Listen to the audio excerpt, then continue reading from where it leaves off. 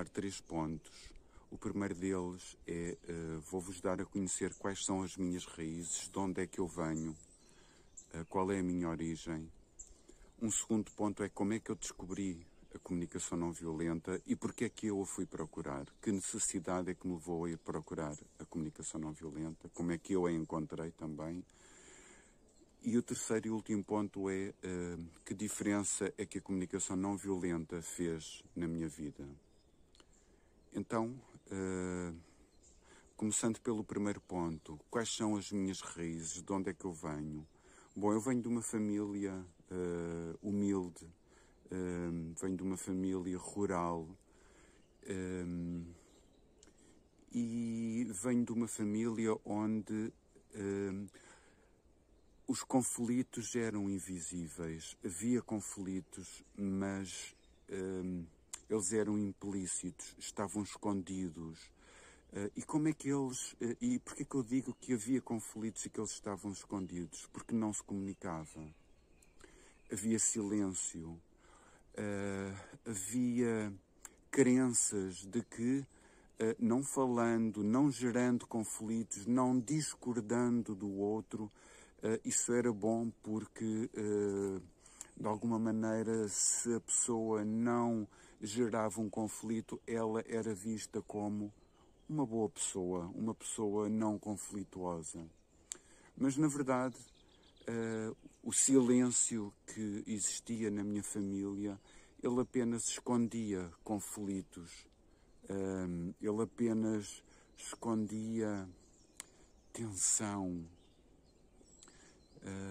E havia uma crença que foi trazida pelos meus avós e que os meus pais também muitas vezes me diziam, que era: deixa lá, o tempo apaga tudo, o tempo resolve as coisas.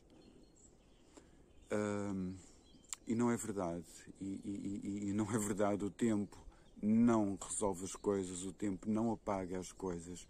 Aquilo de que nós fugimos persegue-nos e aumenta a sua dimensão, e aumenta.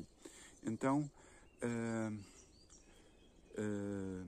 eu não aprendi a lidar com os conflitos, eu nem sequer aprendi a identificar os conflitos. Eu aprendi a fugir deles, e eu fugia deles de uma forma inconsciente. E cresci assim, estudei, a minha formação de base é na área das ciências, é na área da física, tanto licenciatura como mestrado, e portanto também não foi aí que eu encontrei as ferramentas que me permitissem lidar pelos conflitos. Pelo contrário, a minha formação de base é uma formação muito rígida, muito exata, muito formatada, muito rigorosa. E rigorosa no sentido de que o que está por detrás é sempre algo que se pode medir, que se pode observar no espaço e no tempo. Então, a minha formação de base não me ajudou a superar esta minha dificuldade em lidar com os conflitos,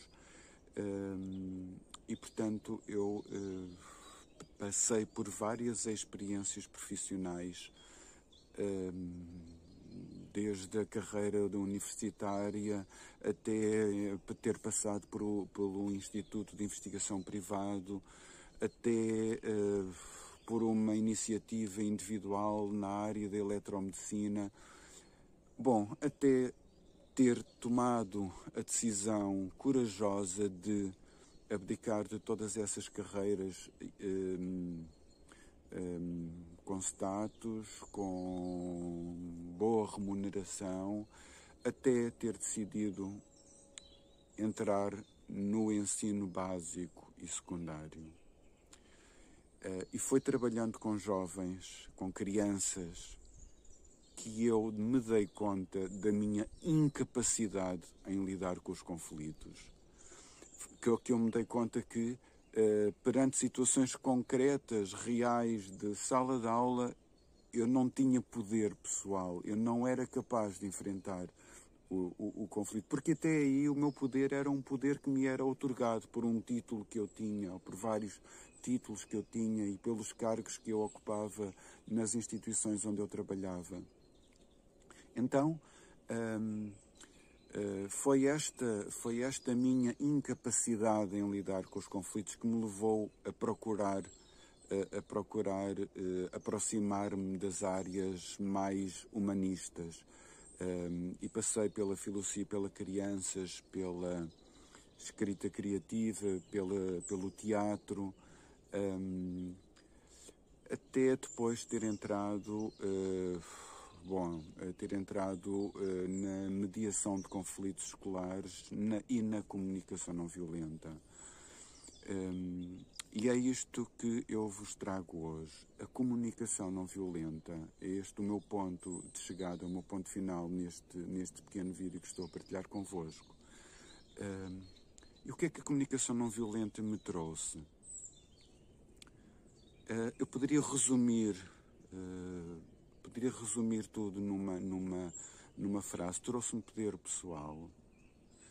E poder pessoal não é um poder que domina o outro, é um poder que resulta de eu conhecer aquilo que eu estou a sentir e aquilo que é importante para mim em cada momento e decidir a partir desse ponto. Decidir agir, decidir expressar ou não expressar, decidir fazer esta ou aquela ação, respondendo aos meus sentimentos e às minhas necessidades, àquilo que está vivo em mim.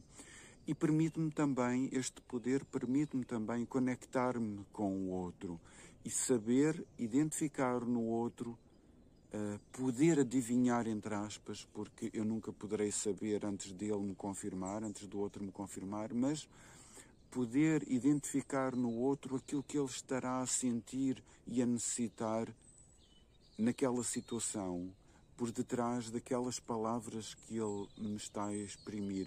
E essas palavras às vezes são expressões trágicas de necessidades que a pessoa não sabe que tem.